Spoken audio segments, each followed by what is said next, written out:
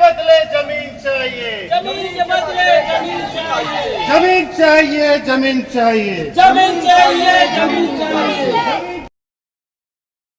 बालाघाट के कटेगांव में बांध का निर्माण होना है। ऐसे में शासन ने ग्रामीणों से जमीन अधिग्रहण करने की योजना बनाई।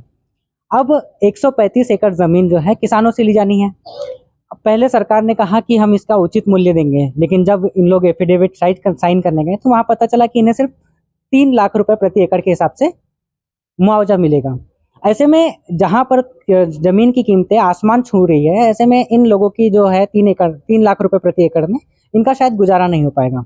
ऐसे में ये लोग आए कलेक्टर कार्यालय और इन्होंने अपनी मांगे रखी। ऐसे में हम यहाँ पर जो आदिवासी नेता हैं उनसे बात करेंगे। जी नाम बताइए। मेरा नाम शुभम उइके है।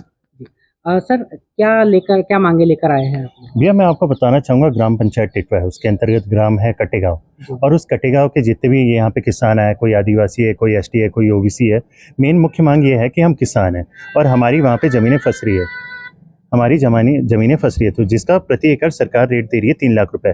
जब सरकार के नुमाइंदे आए थे तो उन्होंने कहा था कि हम प्रति एकड़ 6 लाख देंगे, 5 लाख रुपए देंगे, लेकिन जब इन लोगों को हलफनामा भरवाया जा रहा है 100 रुपए के स्टाम्प पेपर में, तब इन्हें पता चल रहा है कि इनका रेट, जमीन का रेट 3,24,000 है।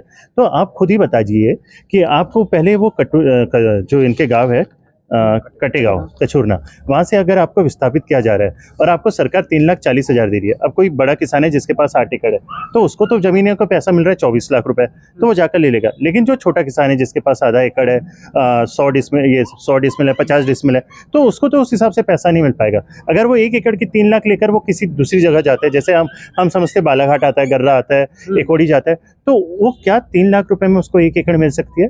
मैं आपको बताना चाहूँगा उसको स्क्वायर फीट में ज़मीन नहीं मिल पाएगी। तो हमारी सरकार से यही मांग है कि भैया अगर आप प्रति एकड़ 3 लाख रुपए दे रहे हैं, अगर आप उसी को 8 लाख एकड़ कर देंगे तो क्या हो जाएगा? या फिर ये दूसरी मांग है कि अगर आप उस क्षेत्र से लोगों को विस्थापित कर रहे हैं तो अगर आपको 3 एकड़ चाहिए आप रखिए, लेकिन वही गरीब आदिवासी किसान को आप किसी दूसरे गाँव में 3 एकड़ दे दीजिए। बस हमारी मांग यही थी। अगर सरकार नहीं सुनती है, आज हमने बस थोड़े लोगों को लेकर आया, अभी पिक्चर बाकी है, बस ये तो हल्की सी झांकी है। मेरा बस सरकार से ही मांग था। मस्त करेंगे। ये जो जमीन अधिग्रहण के मामले में कितने किसान प्रभावित हो रहे होंगे? इसमें लगभग 150-200 किसान हैं। उनकी 135 एकड़ 135 एकड़ शामिल शरीक में भी है, कुछ सिंगल भी है। अच्छा, तो ये प्रोजेक्ट कब शुरू हुआ था ऐसा? ये पिछले साल 2024 में चालू हुआ था। उस समय जब शासन द्वारा जो मूल्य बताया गया था 6 लाख रुपए, उसके बाद जब दोबारा फिर से मतलब उन लोग आए चेकिंग के लिए, तो उन्होंने ये बताया कि 3 लाख मिलेगा, तो उसी समय स्टे लगा दिए। अच्छा। किसानों ने मिल करके बोले इसमें नहीं चलेगा, तब से काम बंद है। अब अगर सरकार आपकी बात नहीं मानती है तो इस सूरत में आप क्या करेंगे? फिर वो आंदोलन बड़ा करेंगे। जी, तो अभी काम शुरू हो गया? नहीं, अभी बंद है। वो लास्ट मतलब उन्होंने ये बोल के बुलाया था कि आपके खाते में राशि जो है हस्तांतरित की जाएगी। सिंगल खाते वालों को भी बुलवाना है और जो शामिल शरीक में उनको भी बुलवाना है। तो उसमें मतलब उन्होंने ये रखा था, शुरू में तो उनसे मतलब चर्चा हुई थी किसानों से कि सभी के अलग अलग खाते लिए जाएंगे, पर बाद में उन्होंने बोला कि जो शामिल शरीक में आप किसी भी एक व्यक्ति को मुखिया बनाइए, उसके खाते में पैसा हस्तांतरित किया जाएगा। ये तो इंडिविजुअल बात है ना? इंडिविजुअल बात। और दूसरी चीज क्या है, ये विवाद का रूप लेता है। अगर फिर मान के पहले आपने बोल दिया कि सिंगल खाते में पैसा ट्रांसफर होगा, बाद में बोल रहे हैं कि किसी एक व्यक्ति को मुखिया बनाइए। ये तो समस्या का, ये तो और समस्या खड़ी होगी ना बड़ी। जी, तो अगर अभी कुछ लोगों ने योजना बनाया है बाहर जमीन खरीदने की? अब वो तो जैसे कुछ समय पहले जैसे बताया शुभम भैया ने कि किसी की 1 एकड़ और किसी की 8 एकड़ है। अब उसको अगर अपन मल्टीप्लाई करते हैं तो 1 एकड़ वाला तो 0 हो गया ना, और 8 एकड़ जिसकी तो मुश्किल से 2 एकड़ खरीदेगा। बड़े मुश्किल से खरीदेगा वो भी। वो भी जमीनें नहीं, और वो भी जो जमीन है सिंचित है, उपजाऊ जमीन है, जिसके पीछे मतलब गरीबों का भरण पोषण चल रहा है। तो इसको देखते हुए मतलब शासन से हमारी यही मांग है और सरकार से भी कि एक तो जमीन के बदले जमीन दिया जाए, या तो जो रेट उन्होंने तय किया था पहले 6 लाख, तो उसका 12 लाख किया जाए। जैसा कि जमीन जो है काफी कम होती जा रही है, खेती की जमीन काफी कम हो रही है, ऐसे में लोग जो है पलायन का रास्ता अपनाते हैं। अब अगर सरकार की ये नीति लागू होती है या फिर इनसे जमीन ले ली जाएगी तो इनके पास तो जमीन, ये बेजमीन हो जाएंगे, कई लोगों की जमीनें छीन जाएगी। समस्या फिर इनके साथ होगी रोजगार की, और इसके बाद फिर इन्हें पलायन भी करना पड़ सकता है। ऐसे में महिलाएं भी आई हुई है और हम महिलाओं से भी जानेंगे कि इनकी कितनी जमीन है और ये अभी इनकी कितनी डिपेंडेंसी है उस जमीन पर? रही थी मैं नाम बताइए। नन्नी ध्रुवे। जी, आपकी कितनी जमीन है? 7 एकड़ है जी। तो 7 एकड़ जमीन है, तो आप पूरा जो है आपका परिवार जमीन पर ही डिपेंडेंट है? नहीं। हाँ? हाँ है जी। क्या करते हो आप?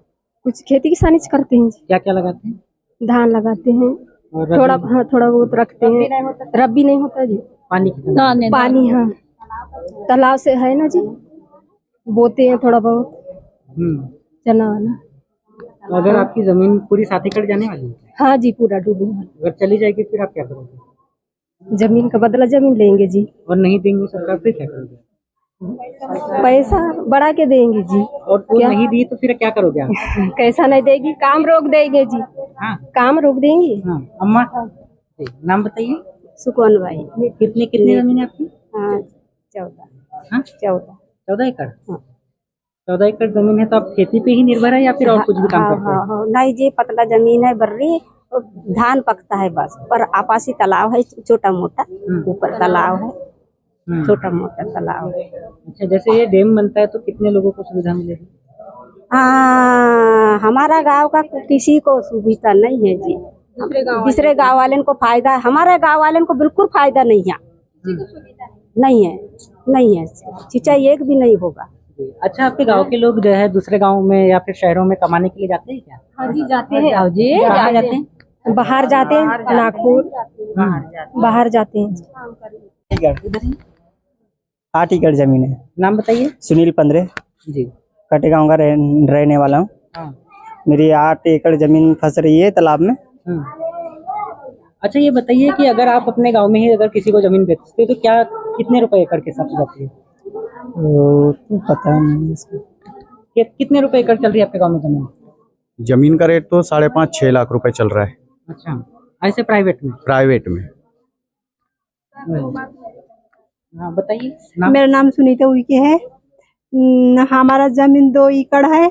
हम मतलब हमारा जमीन चले जाएगा तो हम तो जैसे भी तैसे हमारी वो तो जीवन यापन कर ही लेंगे, लेकिन हमारे बच्चे छोटे छोटे हैं जो वो जहाँ जाके मतलब वो कहाँ पे जाके रहेंगे और कैसा करेंगे वो।